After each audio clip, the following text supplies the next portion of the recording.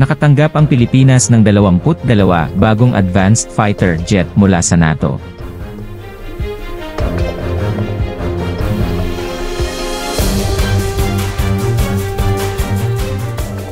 Ang Pilipinas ay malapit na sa isang pambihirang tagumpay sa mga negosasyon upang bumili ng mga fighter jet mula sa Sweden pagkatapos ng 2 dekada ng pagsisikap na i-refresh ang fleet nito.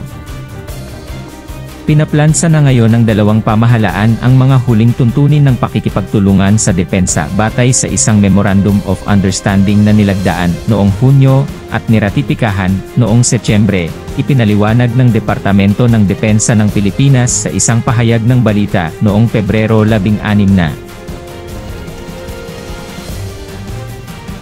Ang pag-aayos ay susi sa paglahok ng Sweden sa multi-role fighter jet program ng Pilipinas, sinabi ng departamento, at ang mga pamahalaan ay pumirma ng kasunduan sa isang pulong sa susunod na buwan.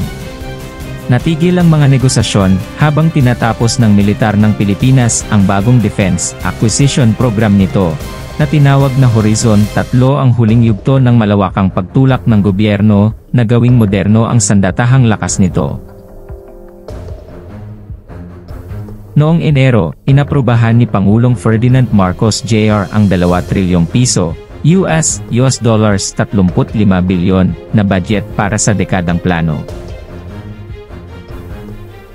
Ang Departamento ng Depensa ay hindi nagbahagi ng isang partikular na listahan ng mga asset at platform na gusto nito sa ilalim ng programa. Ngunit sinabi ni Defense Secretary Gilberto Teodoro sa mga mamamahayag noong nakaraang buwan na ang budget ay tututuon sa pagbuo ng mga asset at kakayahan upang matugunan ang mga banta sa mga mapagkukunan at sasakyang dagat ng Pilipinas.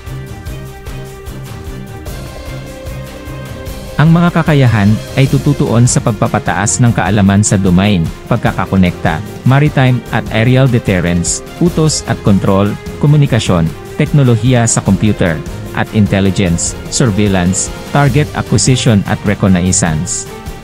Nauna nang sinabi ng militar sa Defense News na karamihan sa mga asset at platform nito ay nakadeploy sa kanluran at hilagang hangganan ng bansa. Kasunod ng pag-apruba ng Horizon 3, sinabi ng departamento na binago nito ang mga kinakailangan nito para sa fighter jet at hindi isiniwalat ang kabuuang bilang na binalak nitong kunin o ang tag ng presyo. Iniretiro ng Pilipinas ang armada ng Northrop F-5 fighter noong 2005 at noong 2013 ay gumastos ito ng 18.9 bilyong piso para sa 12 F-50 light attack aircraft mula sa Korea Aerospace Industries, habang nagpatuloy ang negosasyon ng fighter jet. Bagamat hindi pa natukoy ng gobyerno ang pinal na pagpipilian para sa fighter jet, ang Swedish firm na Saab's JS-39 Gripen ay naiulat na kabilang sa nangungunang pinili.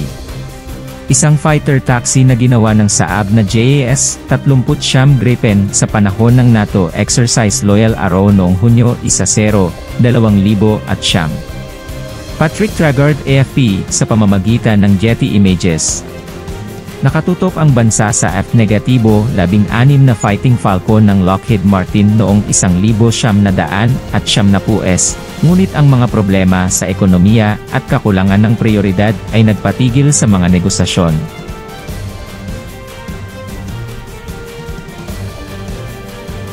Noong 2021, inaprubahan ng US ang pagbebenta ng isa-0 F-16 na si Block 70 paghahati 72 at 2 F-16 na di Block 70 paghahati 72 na sasakyang panghimpapawid sa isang $2.43 bilyon na pakete. Gayunpaman, ang Pilipinas ay naglaan lamang ng $1.1 bilyon para sa pagkuha. Sa halip, iminungkahi ng Sweden ang JS-39 Gripen noong 2022. Ang Saab ay hindi pa lumahok sa mga negosasyon hanggang ngayon, ayon kay Andrew Wilkinson, ang direktor ng kampanya ng Gripen ng kumpanya. Sa pagsasalita sa Defense News sa Singapore Air Show ngayong linggo, sinabi ni Wilkinson na sasali si Saab sa mga talakayan kapag napirmahan ang bilateral na kasunduan at pagkatapos na magkaroon ng desisyon ang Pilipinas sa gusto nitong fighter jet. Kami ay nasa pinakaunang yugto, ngunit sa ngayon ay walang opisyal na desisyon, walang mga kahilingan, dagdag niya. Ang mga nakaraang negosasyon ay tungkol sa sasakyang panghimpapawid, ngunit sinabi ng mga opisyal ng Saab na mayroong isang hanay ng mga sistema upang magbigay ng isang holistic defense solution, tulad ng globally airborne early warning at control plane, na maaaring magbigay ng pangmatagalang pagsubaybay sa hangin, dagat, at lupa sa totoong buhay. Oras. Mayroon kaming mga ground radar, airborne radar, iba pang mga uri ng sensor, at maaari mong pagsamahin ang lahat ng impormasyong ito upang magbigay ng isang larawan ng kamalayan sa aviation na maaari mong ipamahagi sa Navy, sa hukbo, kahit sa Coast Guard. Anders Dahl, na namumuno sa sangay ni Saab sa Pilipinas, sinabi sa Defense News. Ang kumpanya ay may kasaysayan sa rehiyon. Noong 2008, nilagdaan ni Saab ang isang $300 at $9 milyon na kasunduan upang magbigay ng sasakyang panghimpapawid at mga sistema ng pagsubaybay sa Royal Thai Armed Forces.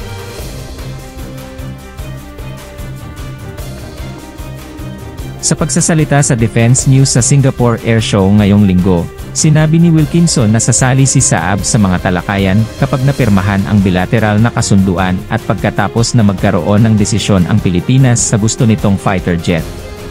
Kami ay nasa pinakaunang yugto, ngunit sa ngayon ay walang opisyal na desisyon, walang mga kahilingan, dagdag niya.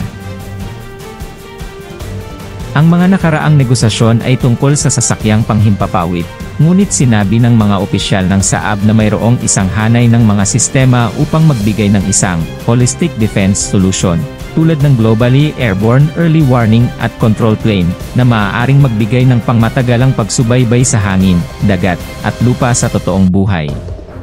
Oras. Mayroon kaming mga ground radar, airborne radar, iba pang mga uri ng sensor, at maaari mong pagsamahin ang lahat ng impormasyong ito upang magbigay ng isang larawan ng kamalayan sa aviation na maaari mong ipamahagi sa Navy, sa hukbo, kahit sa Coast Guard. Anders Dahl, na namumuno sa sangay ni Saab sa Pilipinas, sinabi sa Defense News. Ang kumpanya ay may kasaysayan sa rehiyon. Noong 2008, nilagdaan ni Saab ang isang $300 at $9 milyon na kasunduan upang magbigay ng sasakyang panghimpapawid at mga sistema ng pagsubaybay sa Royal Thai Armed Forces.